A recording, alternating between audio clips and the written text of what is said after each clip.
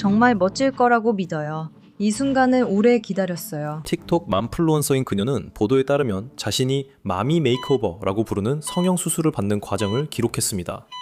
하지만 이 결정은 비극으로 이어지게 됩니다. 누군가가 실수를 해서 제 아내를 죽였습니다. 외과 의사는 이것이 자신의 통제 밖이었다고 주장하며 이제 그는 법적 조치를 취하고 있습니다. 이 환자는 제게서 빼앗겼습니다. 저는 한 번도 환자를 잃어본 적이 없습니다. 이 소송은 진실을 밝히고 세상이 여기서 무슨 일이 일어났는지 이해하도록 하는데 목적이 있습니다. 로엔크라임이 제공하는 사이드바에 오신 것을 환영합니다. 저는 제시 웨버입니다. 좋습니다. 계속 진행하기 전에 이 앱에 대해 말씀드리고 싶습니다. 여러분이 정말 좋아하실 거라고 생각합니다. 이 앱의 이름은 업사이드이고 현금 환급을 받을 수 있습니다.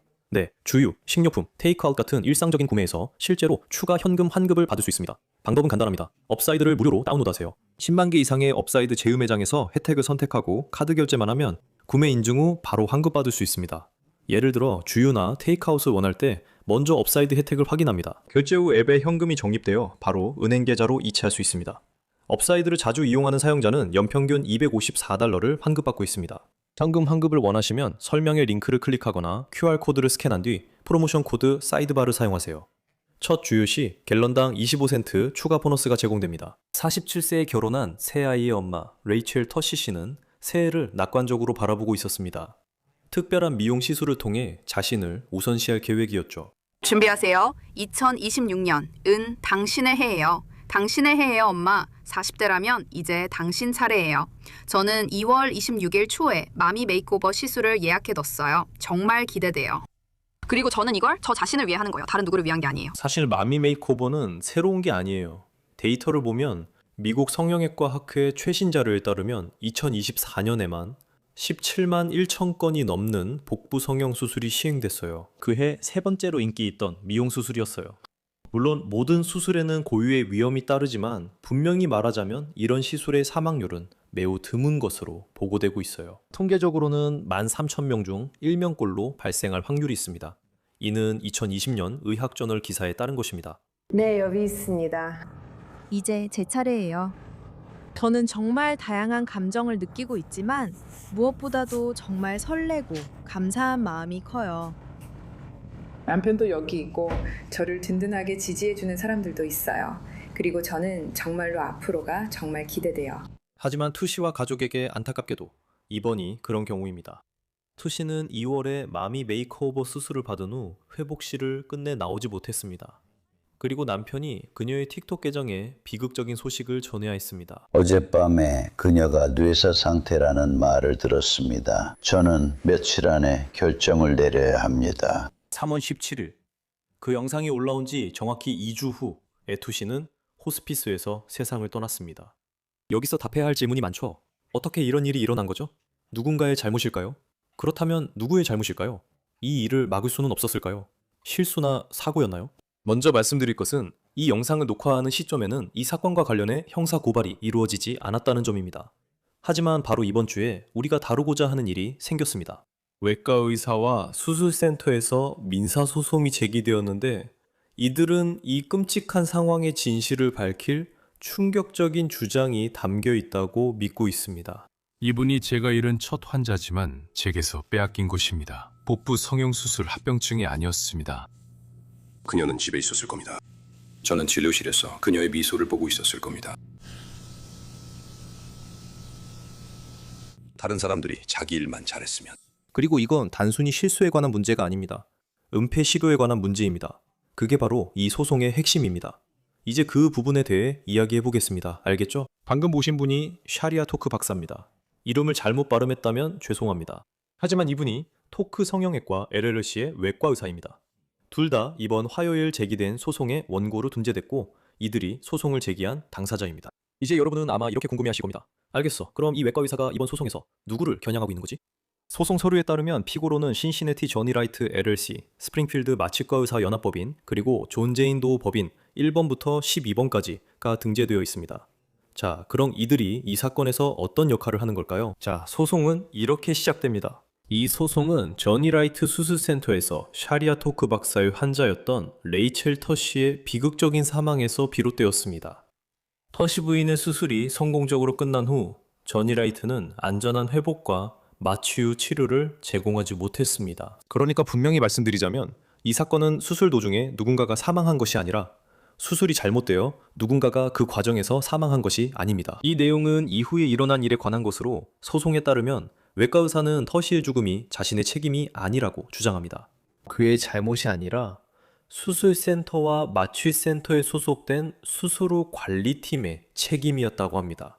하지만 외과 의사는 실제로 무슨 일이 일어났다고 주장할까요? 그리고 여기서 법적 문제가 될 만한 부분이 있을까요? 그 부분을 지금부터 살펴보겠습니다.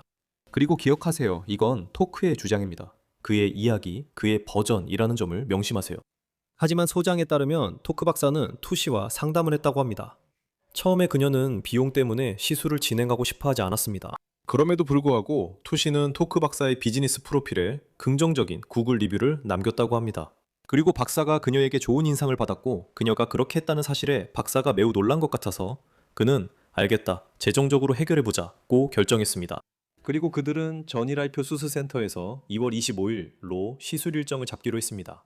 제 담당 의사는 신시내티의 닥터 토크입니다. 정말 말씀드리자면 이분은 정말 대단해요. 정말 대단한 분이에요. 왜 사람들이 전국 각지에서 찾아오는지 알겠어요. 닥터 토크는 확실히 중서부 지역 의사들과는 비교할 수 없는 특별한 실력을 가지고 계시거든요.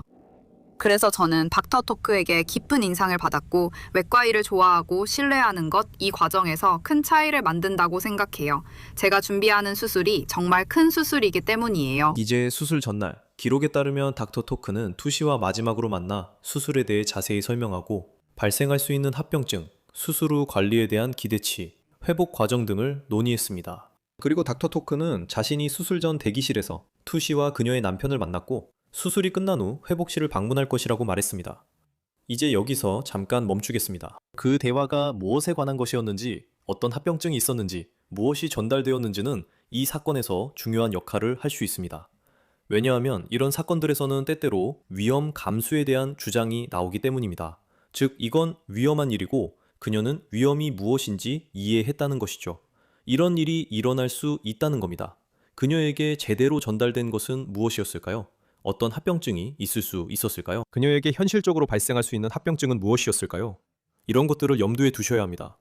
이제 소송장에 따르면 수술은 오전 8시 14분에 시작됐다고 합니다. 다음날 아침이었지만 외과 의사는 이것을 일반적인 미용 시술이라고 부르지 않았습니다. 저는 레이첼의 수술, 즉 복부 성형과 360도 지방 흡입 그리고 배꼽 탈장 수술을 집도했습니다. 이것은 출산 후 복합 성형가 아니었습니다. 수술은 9시간 동안 진행되었고 합병증 없이 마무리되었습니다. 저는 모든 환자처럼 정밀하고 세심하게 그녀를 치료했습니다. 다시 말씀드리자면 만약 이 사건이 재판으로 진행된다면 아니면 심지어 증거 개시 단계까지 간다면 그러니까 자료와 증거를 주고받는 과정에서 변호인 측은 아마도 토크 박사가 집도한 다른 수술들과 그와 관련된 문제점이 있었는지 조사할 것입니다. 제 생각에 그건 그들이 분명히 할 일이라고 봅니다. 그리고 제가 어떤 문제가 있다고 말하는 건 아니지만 법률적인 입장에서, 변호인의 입장에서 생각해보면 그건 분명히 그들이 할 일이라고 생각할 수밖에 없습니다. 이제 제출된 서류에는 이렇게 적혀 있습니다. 인용하자면 터시 부인은 수술 중에 낮은 용량의 진통제만 필요로 했다고 합니다. 수술 전체 기간 동안 터시 부인은 펜타닐 100 마이크로그램과 딜라우디드 0.5mg을 투여받았습니다. 그녀가 낮은 용량의 진통제를 필요로 했던 것은 터시 부인의 낮은 오피오이드 내성 수준을 반영한 것입니다. 저는 진통제를 좋아하지 않아요. 이 점은 소송 진행 시 꼭 염두에 두어야 합니다. 토크 박사에 따르면 수술은 잘 끝났고 터시는 발반됐습니다. 그녀는 오후 5시 15분쯤 마취 후 회복실로 옮겨졌습니다. 소송에 따르면 30분 후 터시는 의식이 또렷했다고 합니다. 그녀는 남편, 의료진, 토크 박사와 대화했고 오후 5시 49분경 토크 박사는 수술센터를 떠나 집으로 향했습니다. 이 시점에서는 모든 것이 괜찮아 보였죠? 외과 의사에 따르면 수술은 성공적이었습니다.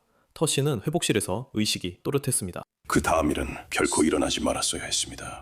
그 다음엔 어떤 일이 있었을까요? 소송장에 따르면 오후 5시 55분에 6분 후 토크 박사가 집으로 운전해 가던 중 수술센터에서 2, 3마일도 채 떨어지지 않은 곳에서 그는 저니라이트 마취 후 회복실 간호사로부터 전화를 받았습니다. 간호사는 토크 박사에게 터시 부인이 저산소증, 즉 산소가 충분히 공급되지 않는 상태가 되었고 인용하자면 반응이 없으며 구급대가 호출되었다고 말했습니다. 급격한 변화가 있기 전에 터시 부인에게 무언가 투여된 것이 있는지 묻자 간호사는 토크 박사에게 박사가 시설을 떠난 직후 터시 부인에게 펜타닐 150 마이크로그램과 딜라우디드 0.5 밀리그램이 투여되었다고 말했습니다. 레이첼의 회복 과정에서 투여된 마약성 진통제의 투여 속도는 이례적일 정도로 빠르고 위험했습니다. 이 방에 있는 누구라도 몇 분 만에 펜타닐 150과 딜라우디드 0.5를 투여하면 그 사람에게 무슨 일이 일어날지 쉽게 알 수 있다고 생각합니다. 이제 명심하세요. 소송에 따르면 수술센터가 투씨에게 수술 후에 9시간 수술 동안 원래 받았던 양보다 펜타닐을 50 마이크로그램 더 투여했다고 주장합니다. 소송 서류에 따르면 투씨는 오피오이드 내성이 낮았던 것으로 알려졌습니다. 다시 말하지만 이는 그의 주장일 뿐이지만 여기서 중요한 점입니다. 그래서 외과 의사가 그녀가 응급 상황 전에 투여된 것이 있는지 물어본 것입니다. 소송에 따르면 토크 박사는 간호사들에게 투씨를 나르칸으로 치료하라고 지시했습니다. 나르칸은 오피오이드 과다 복용 치료제입니다. 간호사는 이미 한 번 투여했다고 했고 토크 박사는 한 번 더 투여하라고 했습니다. 그리고 토크 박사는 자신이 시설로 돌아왔을 때 2명의 간호사가 수술 후 마취 회복실에서 투씨를 돌보고 있었다고 주장합니다. 그리고 소송에 따르면 인용하자면 두 번째 간호사, 즉 1번 간호사가 있었습니다. 기억하세요. 1번 간호사입니다. 1번 간호사가 터시 부인에게 백 마스크를 사용하려고 시도하고 있었습니다. 터시 부인은 숨을 쉬지 않고 있었습니다. 간호사는 백 마스크를 제대로 밀착시키지 못했습니다. 터시 부인의 가슴은 오르지 않았습니다. 토크 박사는 청진기를 요청했습니다. 하지만 그들은 청진기가 없었습니다. 터시 부인은 서맥, 즉 느린 심장 박동 상태였고 저산소증이었습니다. 그녀는 반응이 없었습니다. 구급대가 도착했습니다. 토크 박사는 응급의료진에게 맥박을 감지할 수 없다고 말했습니다. 응급구조대는 터시 부인을 들것에 눕혀 구급차 뒤쪽으로 옮겼습니다. 그리고 소송에 따르면 터시 부인은 다시 삽관되어 급히 베데스다 노스병원으로 이송되었습니다. 토크 박사는 응급실로 들어가 그녀를 보러 갔다고 합니다. 하지만 그때쯤 이 소송에 따르면 터시 부인은 다시 심정지가 왔고 응급팀이 심폐소생술을 실시했습니다. 소송 문서에 따르면 응급팀이 순환을 회복했으나 이미 늦었고 터시 부인은 뇌사 상태였습니다. 터시 부인은 간호사가 펜타닐과 딜라우디드를 과다 투여해 오피오이드 과다 복용이 발생한 뒤 저니라이트 마취 후 회복실에서 무산소성 뇌손상을 입었습니다. 그리고 소송에 따르면 18일 후인 3월 17일 터시는 호스피스에서 세상을 떠났습니다. 소송에 따르면 터시의 사망 원인은 베데스다 노스 병원의 의료진에 의해 평가되었습니다. 그들은 터시 부인이 오피오이드 과다 복용과 그에 따른 급성 호흡 부전으로 인해 뇌에 산소가 부족해 무산소성 뇌손상을 입었다고 판단한 것으로 전해졌습니다. 베데스다 노스 병원의 의료진은 터시 부인의 사망 원인 중 수술 합병증으로 인한 원인을 포함한 다른 원인들을 배제했습니다. 레이첼의 죽음은 전적으로 불필요했으며 저니라이트 간호사가 레이첼에게 무분별하게 마약성 진통제를 과다 투여한 것과 저니라이트 마취과 의사가 환자를 방치한 것 때문에 발생했습니다. 터시 가족에게 아무리 애도를 표해도 부족합니다. 그리고 이 상실의 무게를 표현할 수 있는 말은 없습니다. 레이첼의 죽음은 평생 제 마음에 남을 것입니다. 그래서 이 소송의 주장에 따르면 터시를 돌보던 수술 후 간호사들이 이 약들을 그 속도와 양으로 투여함으로써 치명적인 실수를 저질렀다는 것입니다. 하지만 외과 의사는 그녀의 죽음에 기여한 원인이 그것만이 아니라고 주장합니다. 무슨 뜻이냐고요? 인용하면 저니라이트 간호사들이 과다 복용에 제대로 대응하지 못했다고 합니다. 소송에 이름이 올라간 간호사 중 한 명인 다나 밀러는 닥터 토크에게 이미 911에 신고했다고 말한 지 4분이 지난 오후 5시 59분이 되어서야 911에 전화를 걸었습니다. 911 통화 중에 밀러는 전혀 긴박함을 보이지 않았습니다. 또한 밀러는 터시 부인에게 고용량의 오피오이드가 투여되었다는 사실을 보고하지 않았고 그 외에 터시 부인의 상태에 대한 어떤 세부 정보도 제공하지 않았습니다. 환자가 수술 후 반응이 없었지만 912 신고센터 요원에게 펜타닐과 딜랄라우디드 투여 사실을 알리지 않았습니다. 밀러는 응급의료 서비스 EMS 파견팀이 구체적인 약물 지침을 제공하거나 도착하는 구급대원들이 즉시 과다 복용에 대응할 수 있도록 준비하는 것을 막았습니다. 밀러는 912 신고센터 의료 지시를 거부하고 오실 때까지 괜찮습니다. 감사합니다. 라고만 답했습니다. 그 당시 간호사 1번은 미시즈 터시에게 백 마스크를 잘못 사용하여 그녀를 질식시키고 있었습니다. 오피오이드 과다 복용과 저니라이트가 이에 제대로 대응하지 못한 결과 미시즈 터시는 6분 넘게 뇌에 산소가 공급되지 않았습니다. 이 부분이 소송에서 직접 인용된 부분입니다. 다시 말씀드리지만 그의 주장입니다. 하지만 정말 만약 이 주장이 사실이라면 그건 정말 끔찍한 일입니다. 뇌가 산소 없이 버티기에는 너무 긴 시간입니다. 매우 우려스러운 발언들이 나왔고 약물에 대해서도 매우 걱정스럽습니다. 그리고 그것이 바로 외과 의사가 주장하는 투시가 결국 뇌사에 이르게 된 원인입니다. 그리고 여기서 볼 수 있는 의혹은 밀러가 투명하게 행동하지 않았다는 주장입니다. 912과의 그 통화는 분명히 이 사건에서 매우 중요한 부분이 될 것이고 증거의 큰 부분을 차지할 것입니다. 그래서 우리는 정확히 어떤 말이 오갔는지, 어떻게 말했는지 듣게 될 것입니다. 여기 더 충격적인 주장이 있습니다. 정보와 신념에 근거하여란 아직 구체적 증거는 없지만 소송에서 입증할 수 있음을 뜻합니다. 상황에 따르면 저니라이트 직원들은 1번 간호사를 포함해 밤새 머무는 환자들에게 약물을 과다 투여했습니다. 환자들을 계속 잠들게 하기 위해 진통제의 고용량을 투여해서 직원들이 환자 돌봄에 신경 쓰지 않아도 되도록 했다는 것입니다. 저니라이트 간호사들은 저니라이트 마취 담당자가 상시 지시로 승인해 서명한 회복 초기 단계 처방지에 따라 그리고 1단계가 시작된 지 30분도 안 되어 건물을 떠난 마취 제공자의 권한으로 투시 부인에게 오피오이드 과다 투여를 했습니다. 따라서 이 소송에 따르면 환자 돌봄 책임을 피하기 위해 진통제로 환자들을 깊이 잠들게 하는 관행이 그 시설에서 흔히 있었던 일이라고 주장되고 있습니다. 또한 마취 제공자가 예정된 시간보다 일찍 시설을 떠났고 제 시간에 있었다면 이런 일이 발생하는 것을 막을 수도 있었을 거라는 주장입니다. 그러니까 지금 말씀하신 건 이곳에서 반복적으로 일어난 의심스러운 행위에 대한 이야기이고 이번 소송은 다른 의심스러운 사례들과 다른 환자들까지도 포함시킬 수 있다는 의미군요. 그리고 지금 그 연결고리를 만들고 계신 거군요. 단순히 변호인 측에서 나중에 주장할 수도 있는 이건 그냥 사고였다, 비극적인 일이었다 는 것만이 아니라는 점을 말이죠. 이건 도저히 막을 수 없는 일이었다고 할 수도 있겠지만 여기서 말씀하시는 건 일련의 의심스러운 사건들과 행동, 실수들이 있었고 이것들이 있었다면 충분히 막을 수 있었다는 점을 밝히고 계신 거죠. 그게 바로 이번 소송의 주장이고 논점이군요. 그리고 증거 개시 과정에서 자료와 증거를 주고받게 될 겁니다. 그래서 그동안의 관행과 절차들이 드러나게 되겠죠. 이번 소송에서는 해당 간호사가 진정제 과다 투여와 엠부백 부적절 사용 혐의도 있다고 주장합니다. 터 씨는 이전에 무능력과 야간 및 마취 후 회복실 환자들을 제대로 모니터링하지 않은 이유로 해고된 바 있습니다. 하지만 친척에 의해 재채용됐으며 그 친척은 간호사 행동을 고발한 내부 고발자를 해고한 것으로 전해졌습니다. 다시 말하지만 이는 아직 의혹일 뿐이고 이걸 어떻게 알았는지 또는 어떻게 입증할 계획인지 확실하지 않습니다. 하지만 이미 제기된 모든 문제들에 더해 수술 후 관리 직원들에 대한 중대한 의혹입니다. 그리고 이 모든 것들은 또 다른 문제에 더해진 것입니다. 여기서 닥터 토크는 저니라이트가 터쉬가 식물인간 상태에 있을 때 자신들의 실수를 은폐하려 했다고 주장합니다. 인용하자면 마취과 의사인 닥터 비엘라스카가 닥터 토크에게 이렇게 말했습니다. 펜타닐 100은 그녀에게 너무 많았어요.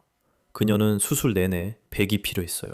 그 후 닥터 토크는 저니라이트의 관리자 리사 스프런과 임상 책임자인 트레이시 에반스와 이야기를 나눴습니다. 그 대화에서 그들은 오피오이드 과다 복용을 제외한 모든 가능한 이유를 들며 미세스 터시의 상태를 폐색 전증이나 리도카인 독성 탓으로 돌리려고 했습니다. 그들은 닥터 토크에게 자신들의 이야기를 뒷받침할 수 있도록 수술 기록을 수정해달라고 요청했습니다.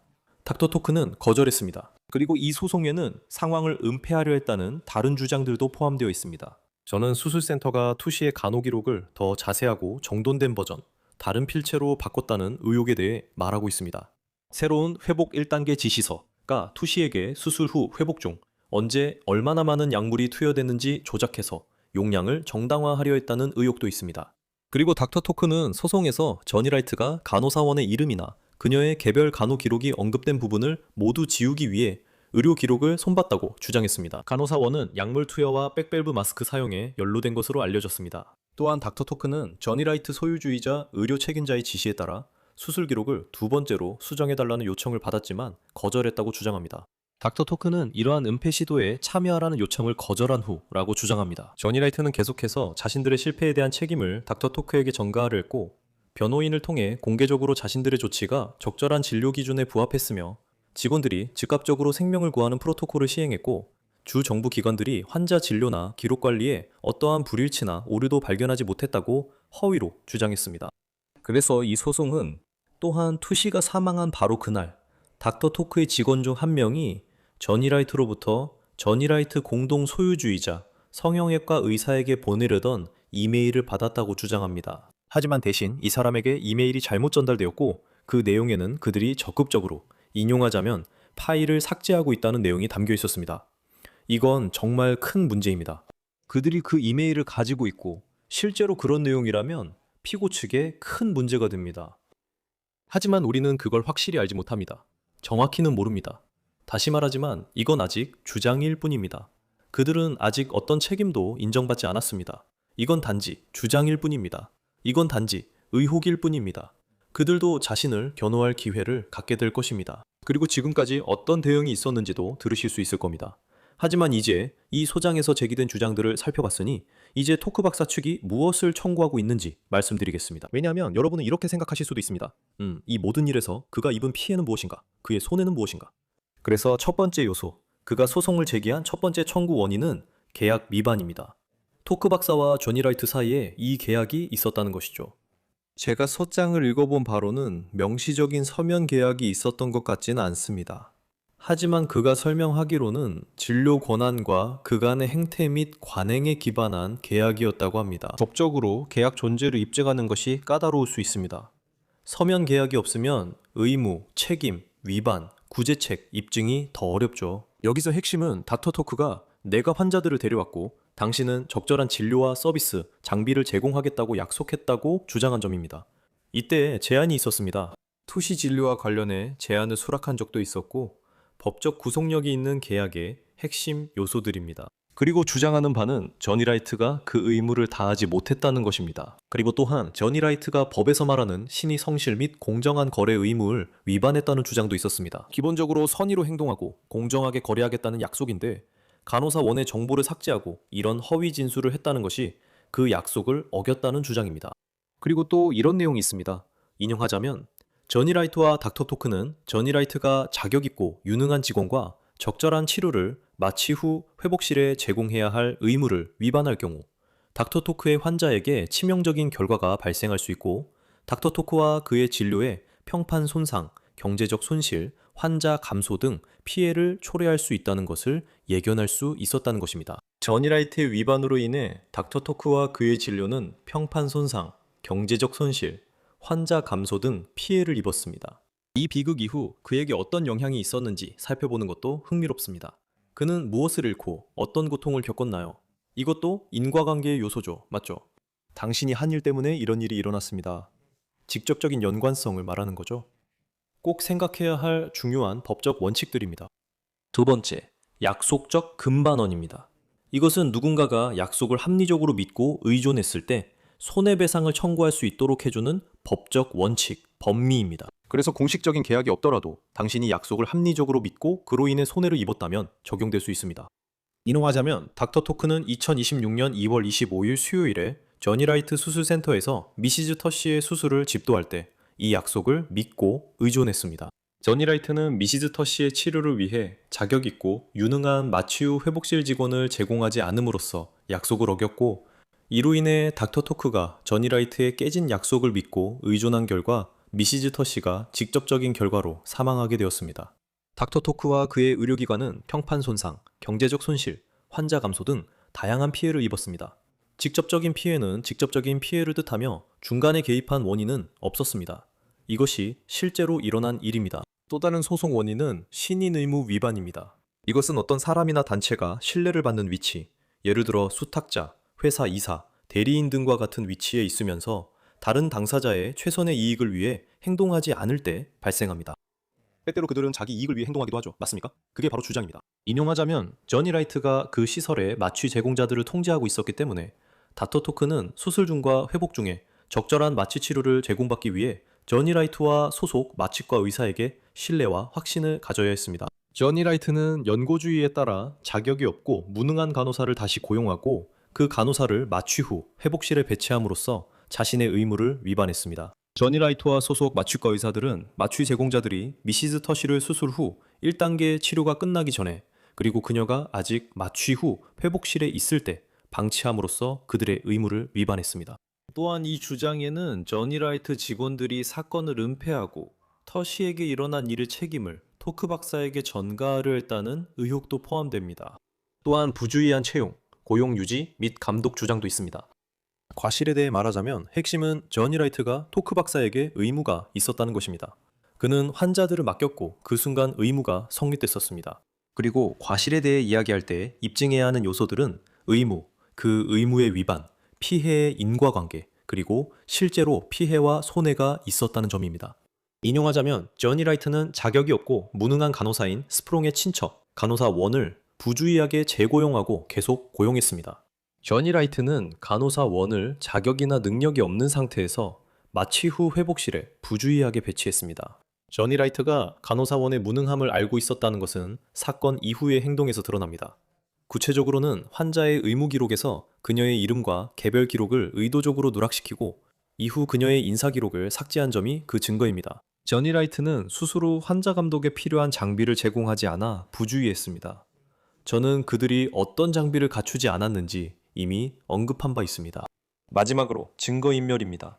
이제 우리가 어디로 가고 있는지 아시겠죠? 저니 라이트는 터시 부인 사망 소송이 있을 가능성과 그 소송에 토크 박사, 그의 병원, 저니 라이트 모두 관련될 것을 알고 있었습니다.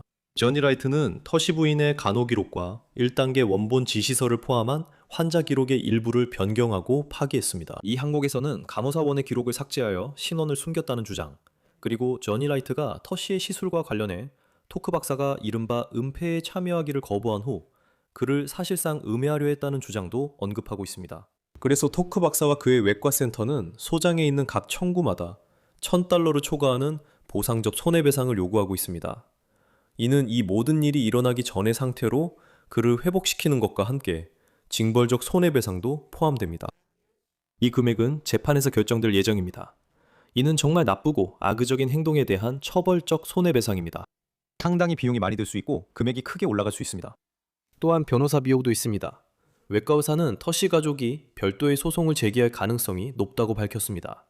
누군가 여기서 실수를 했지만 한 가지는 말씀드릴 수 있습니다. 우리를 데려온 이곳의 사람들은 정말로 대단합니다. 이분들은 제 아내에게 정말 잘해주셨지만 누군가 실수를 해서 제 아내를 죽게 했다는 사실은 변하지 않습니다. 그리고 아직도 저는 수술비 전액을 부담해야 합니다. 그래서 먼티 앨리스 앤 레인 법률사무소의 변호사들이 터시 가족을 대표해서 토크 박사가 제기한 소송 이후 다음과 같은 성명을 발표했습니다. 그리고 성명에는 이렇게 적혀 있습니다. 인용하자면 무엇보다도 저희의 마음은 깊고 대체할 수 없는 상실을 계속해서 애도하고 있는 터시 양의 가족과 함께합니다. 먼티 앨리스 앤 레인 법률팀은 현재 레이첼 터시의 사망을 둘러싼 상황에 대해 철저하고 체계적인 조사를 진행하는 데 집중하고 있습니다. 이 과정은 단순히 무슨 일이 있었는지 밝히는 것뿐만 아니라 책임이 있는 것으로 밝혀진 개인이나 단체가 적절하게 책임을 지도록 하기 위한 것입니다. 토크 박사가 기자회견에서 제기한 주장에 대응하여 먼티 앨리스 앤 레인 변호사들은 저니 라이트와 어소시에이티드 아네스테지올로지스 오브 스프링필드 인코퍼레이티드의 이 사건과 관련된 증거를 추가로 파기하거나 조작하거나 삭제하는 것을 금지하는 임시 금지 명령을 신청하고 있습니다. 저희 법무법인은 가족을 대신하여 적절한 구제를 받기 위해 강력한 법적 조치를 취할 준비가 되어 있습니다. 시시내티의 로컬 12뉴스 보도에 따르면 저니 라이트 측 변호사는 이번 소송에 대해 다음과 같은 성명을 발표했습니다. 이번 사건에서 터시 가족이 레이첼을 잃었음에도 토크 박사가 평판 훼손을 이유로 자신이 피해자라고 주장하는 것은 유감스럽고 충격적입니다. 저니 라이트는 터시 양의 차트를 독립적으로 자격을 갖춘 마취과 전문의와 법의학 병리학 전문의에게 검토받았습니다. 저니 라이트 간호사들이 파크에서 투여한 약물과 관련해서 펜타닐과 딜라라우디스의 용량은 100% 적절했고 통상적인 진료 기준에 따라 투여되었습니다. 마취 전문가는 펜타닐 100 마이크로그램, 이 적은 용량이며 통증 완화에 적합하다고 말합니다. 또한 파크에서 그녀가 갑자기 반응하지 않은 것은 오피오이드와 무관했습니다. 미스터 씨에게 여러 번 나르칸을 투여했으나 효과가 없었습니다. 오하이오주 약학위원회는 이 사건 이후 저니 라이트의 약물 기록과 미스터 씨의 차트를 감사했으며 어떠한 실수나 위법 행위의 증거도 발견하지 못했습니다. 저니 라이트는 레이첼이 사망한 후 사망 원인을 밝히기 위해 터시 가족의 변호사를 통해 터시 가족에게 부검을 여러 차례 요청했습니다. 가족이 요청을 거부해 그녀의 사망 원인은 영원히 밝혀지지 않을 수 있습니다. 경력 전문가들은 의심스러운 사망 사례의 60%가 나중에 급성 심장사로 밝혀지며 이는 심근경색이 아니라고 말할 것입니다. 폐색전증이나 지방색전증도 배제할 수 없습니다. 심폐소생술을 할 때 가슴 압박으로 인해 혈전이 분해되어 말초혈관으로 이동할 수 있기 때문입니다. 저니 라이트는 이러한 모든 잠재적 원인들을 토시 가족에게 그들의 변호사를 통해 전달했지만 가족은 다시 한번 부검을 거부했습니다. 저니 라이트에 근무하는 2명의 파쿠 간호사 모두 수년간의 경력을 가지고 있었고 ACLS 자격증을 보유한 신시내티 지역 병원 응급실 출신의 전직 응급실 간호사들이었으며 수백 건의 코드 상황에 참여한 경험이 있었습니다. 두 간호사 모두 레이첼을 살리기 위해 필사적인 조치를 취했습니다. 저니 라이트는 어떤 기록도 변경되거나 삭제된 적이 없다고 단호히 부인하며 레이첼의 사건을 은폐하려 했다는 모든 주장은 사실이 아니며 명예를 훼손하는 것이라고 주장합니다. 참고로 법적으로 말씀드리면 닥터 토크를 명예훼손 등으로 소송에 제기된 주장만을 근거로 소송을 제기할 수는 없습니다. 법이 그것을 금지하고 있습니다. 그렇지 않으면 누구나 소송 제기를 두려워할 것입니다. 하지만 소송 외부에서 예를 들어 인터뷰나 기자회견에서 말한 내용은 법적으로 문제 삼을 수 있는 여지가 있습니다. 그냥 법적인 관점에서 말씀드리는 겁니다. 이제 토크 박사의 소송과 관련해서 말씀드리자면 우리는 아직 초기 단계에 있습니다. 무슨 일이 일어나고 있는지, 어떻게 이런 일이 발생했는지 파악하기가 매우 어렵습니다. 토크 박사는 자신의 주장을 제시하고 있습니다. 한편으로는 흥미로운 이야기라고 할 수 있지만 우리는 증거가 무엇인지 봐야 합니다. 그리고 피고 측도 지금 자신들만의 입장이 있죠. 맞지 않습니까? 피고 측은 자신들의 변호 논리를 가지고 있습니다. 즉, 진료 기준에서 벗어난 점이 없었고 사망 원인이 쟁점이 될 것이라는 입장입니다. 여기서 사망 원인을 두고 전문가들 사이에 논쟁이 있을 수 있습니다. 이 사건이 누구의 책임이 될지 비극적 사고로 남을지는 지켜봐야 합니다. 말하기 어렵습니다. 우리는 주장 내용을 정리했습니다. 앞으로도 계속해서 이 사건을 따라가겠습니다. 지금까지 사이드바에서 전해드릴 소식은 여기까지입니다, 여러분. 함께 해주셔서 정말 감사합니다. 그리고 언제나처럼 유튜브, 애플 팟캐스트, 스포티파이 등 여러분이 팟캐스트를 듣는 모든 곳에서 구독해주세요. 또한 MBC의 피콕에서도 저희를 시청하실 수 있습니다. 저를 팔로우하고 싶으시다면 X, 인스타그램, 그리고 제 뉴스네이션 쇼 제시 웨버 라이브를 월요일부터 금요일까지 동부 시간으로 밤 11시 시청하실 수 있습니다. 다음에 또 만나요, 여러분.